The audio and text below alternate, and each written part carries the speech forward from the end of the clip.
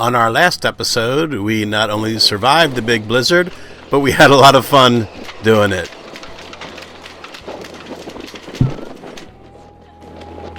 Good morning, everybody. The sun's out, it's getting warmer, snow's melting. I got a couple more things that we're going to do. This episode will show you our last minute preparations before we head south. So I hope you enjoy it.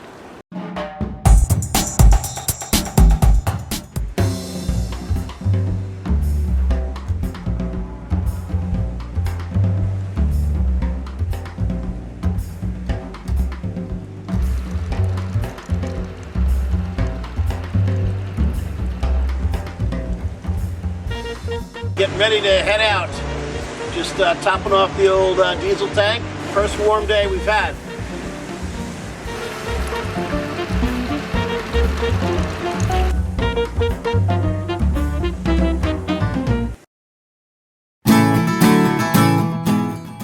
One of the biggest threats to safety is, of course, man overboard.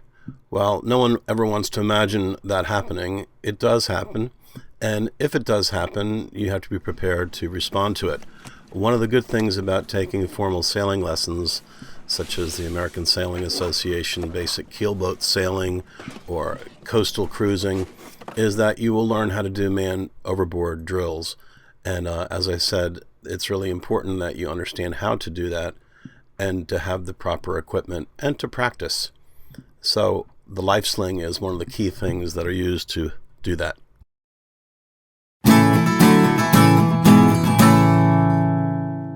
The Southeast Cruisers Net is a great resource. You can get the Coast Guard's Notice to Mariners. I actually get the Coast Guard's Notice to Mariners directly into my inbox, but it's a great website. Also, Predict Wind is really my favorite website. Very accurate, high tech, and it tells you wind speed and wind direction. It tells you what the wave heights are. It tells you the period of the waves. It tells you the temperature. And what I like about the iPad app is it actually shows you the wind gusts, which for me, with sailing nervous, I get anxious about wind gusts. Predict Wind is great because it comes as an app that you can use on your iPhone or iPad or on your Galaxy or your Android. And also it's a website as well. Sailflow is another website that will help you to understand marine weather, and it's important for me to get the information from various sources, not just from one provider, not just from NOAA, but to get several private government input on the upcoming weather so that you can begin to understand the weather. One of the things about sailing is everything is dictated by the weather.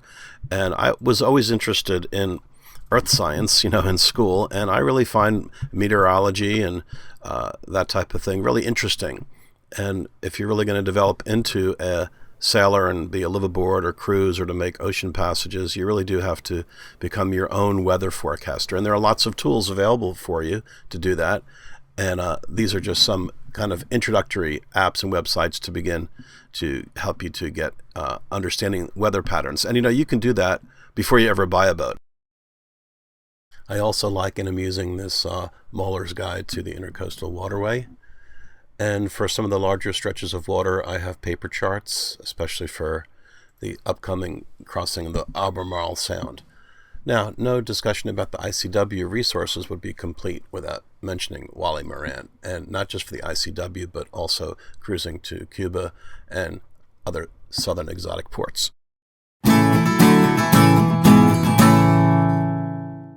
Speaking of safety, many people don't realize that one of the main safety things on a boat is the anchor. What happens if all of a sudden your steering goes out? Well, you can drop anchor, can't you, and send out a distress signal? How about when you're going too close to the shore and your engine fails? Well, you can drop anchor. Now, not all anchors are created even or equal, and there's something that the wind can do, especially in the winter months where it begins to clock 180 degrees or more, and your anchor can get loose from the bottom and you can drift. So I've always wanted a Rockna anchor. I don't have one. I have a fluke anchor, but I think Santa Claus might be good to me this year. I also like the idea of a swivel on the chain, which also helps deal with the clocking of the wind, and I believe will make for a safer anchoring. Now, after speaking to several of my friends that know more than I do, and even Wally Moran about the ICW, he did say that that little fluke anchor I have is not adequate, which I kind of knew, but it's one of the last things I've been really dealing with. But now that we're en route, I started the task of getting rid of that fluke anchor, in fact making it a second anchor, and maybe even getting that Rockna that I've always wanted.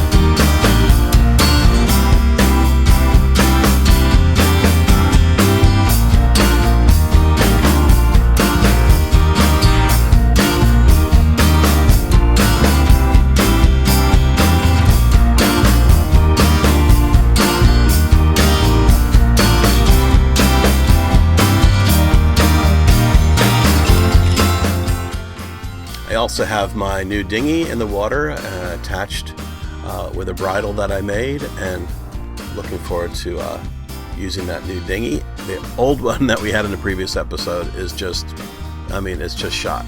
So I did get a new one that was on sale, special Black Thursday Thanksgiving sale. So we're all set in that area as well.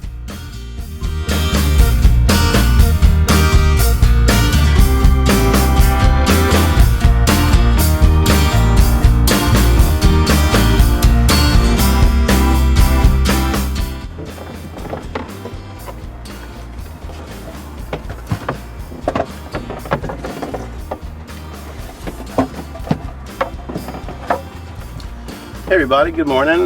Today we are finishing up our last preparations. We're going to be heading out first thing in the morning at sunrise, and I want to talk a little bit about safety. I'm going to show you what this is, and I'm going to show you what these are. If I can get them out of the bag. So, let's go check it out. This existing lifeline that came with the boat is okay. It's better than nothing, but it looks kind of thin, doesn't it? Now, I've posted a video link to Life is Like Sailing, Alfie's channel, where he talks about lifelines. But look at this new lifeline that I bought. It's much, much stronger. In fact, it's rated 6,000 pounds. And it's one of the best ones that you can get. So I have the new jackline about to be installed. And then, of course, I bought two very nice tethers that attach to the harness on your life preserver, or you can get a separate harness.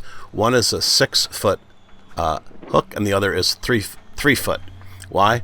Well, so when you get out of the cabin, you can stay connected with the 6 foot. And then when you want to work at the mast, you can stay hooked in while you add the 3 foot one.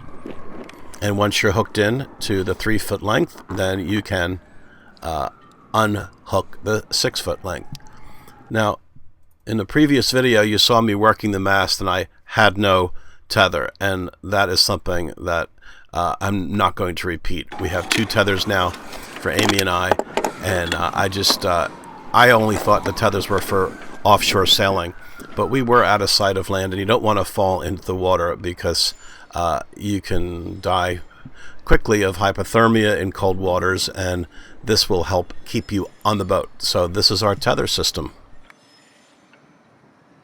I also was able to replace the block on the main sheet Traveler, which was really broken and was dangerous because it created a situation where the boom could swing out accidentally, and that's not good. So I got some great hardware from Hauer and installed that. Now, one thing that I have not been able to install is I had some broken sheaves in the jib blocks and on the track, and I just have not been able to replace them because evidently it's kind of a in-depth thing. You have to like go underneath the deck, and they're bolted in, and it's a lot more complicated than we had thought. So these cheek blocks need to be replaced. As you can see, they're cracked, but I have not been able to do that yet. So we'll need to address that soon.